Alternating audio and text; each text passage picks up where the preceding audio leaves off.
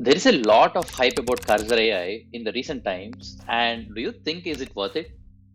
So I got a chance to play with around, past a week, and I built this particular web app without writing a single line of code, and it actually blew my mind. So Cursor AI is not only helpful in programming, but also it can help you to test, to debug, to review your PRs, and many others. Let's get into details. If you already used VS Code, you are already in luck because Cursor AI is like a fork from the VS Code, but along with that, it provides a rich AI features. So let's take a look at Cursor features, what it's providing.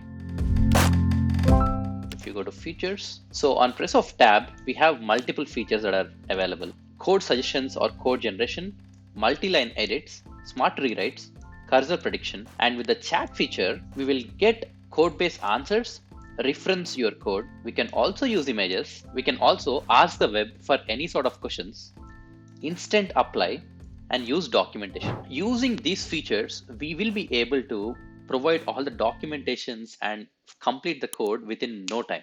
And the next feature is control K. So this will let you edit and write the code with the AI. Basically, this could be used as a tutor or a paid programmer with you if you are unsure of something to implement. And you can also use Control K inside the terminal to debug what's happening with the network or some other calls. You can also ask quick questions inside the terminal itself, like what is this error about, how to resolve it. Let's take a look at pricing. So it comes with 3 tiers, free $20 per month and $40 per month. So the paid versions has its own features and enhancements. However, if you wanted to just try it out, Cursor AI features, you don't have to pay for anything.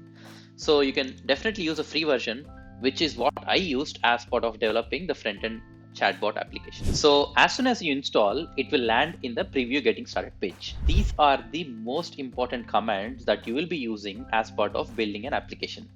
So nothing but the command plus K or command plus L. So command plus K is used to highlight the code and ask to generate the code. Whereas command plus L, it opens the chatbot and then you can ask there anything. So this already came up with some predefined examples to find the bugs, to translate the code, etc. So let's take a couple of examples. So finding the bugs. If you don't know what is this about or what is the bug is about, but you are facing some sort of bug, what you can do is simply press Ctrl plus L, which will go to the chatbot, and you can see the context is already added here. If you don't see this particular file and if you ask like where are the bugs, AI chatbot does not know what you're asking about. So it's always better to add the context. That means we wanted to ask as part of this particular file. So I selected this file and then I'm asking, where is the bug? It reads all the code and it shows where exactly the bugs are. And once you understand what is this about, all that you can do is to apply, and then you can see what are the suggestions that it is given by AI. And if you're good with this, then just click on accept. So that way you will not only fix the bug, you will know where exactly it is, and it will also provide meaningful suggestions of what is the bug and how you need to resolve it. Similarly, if you don't know what is the block of code doing, you can simply go to the file and click Ctrl plus L, which goes to this particular chatbot again with the context already added. Now you can ask, explain this code. And this is amazing because it explains so detailed in a very naive fashion about the data structures, about the global variables, about the macros, and what does the main function does.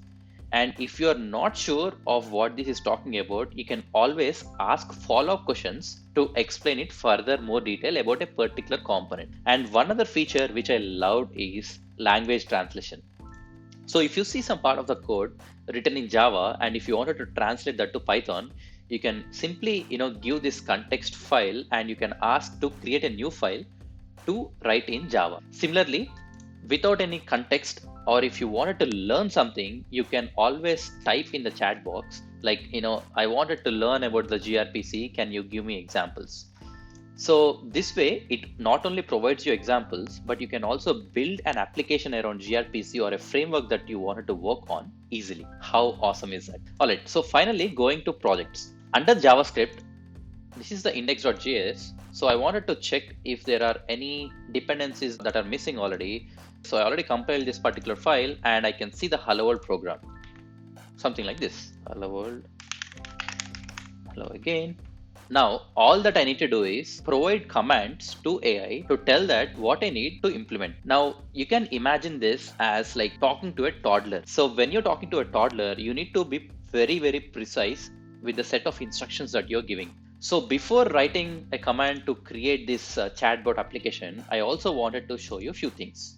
Now, if you go to the cursor settings, as part of the general, there is an account to upgrade it to Pro, but here we are using only the free tier.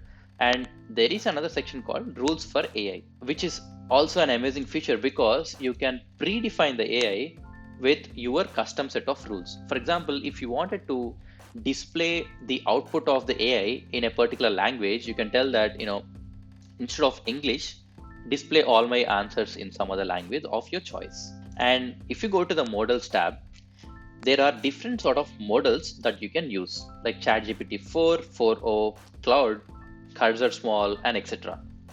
Now, some of these are free, like Cursor Small or GPT-4o Mini, where you will not have any restrictions. But if you wanted to use GPT-4o or GPT-4, there are certain restrictions to use the number of requests.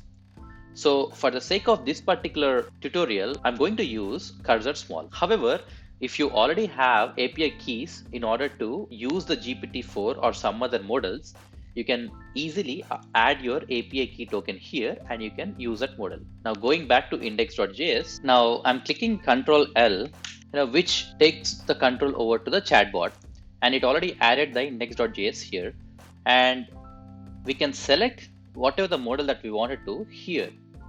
So as part of this tutorial, as I said, I'm going to use a Cursor Small, but this is like the basic model that we get.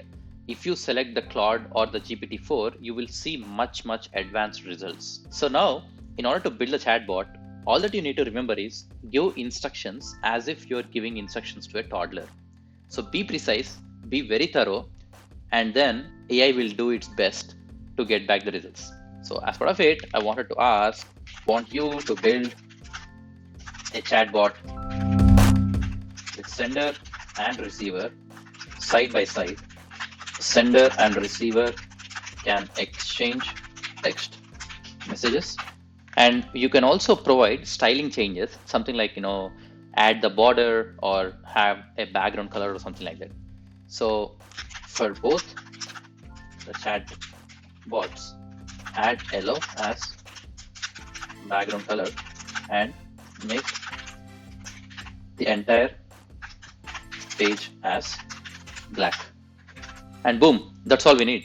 And it gave me index.js, and it also gave me the styling page. So here I don't have the CSS file, so it suggested me to create a new CSS file in the same directory. So I will go ahead and create one. As you can see, I'm able to send the texts from sender to the receiver and back receiver to the sender and vice versa. So this is like the basic application that we can build, but if there is more complexness that gets added, obviously the AI will not know the more context. So that's where you need to be thorough with your basics in order to solve the complex problems. I also wanted to show the feature that I like the most is debugging. So if there is any error, something like this, I know this is like a compilation error, but in case if there is more errors, which is complex where you can't understand, all that you need to do is highlight this code, add to chat, and what's the error? Once you add the context and ask what is the error, it gives us the suggestion along with the explanation. All that you need to do is click on apply and accept, and boom, and that's it.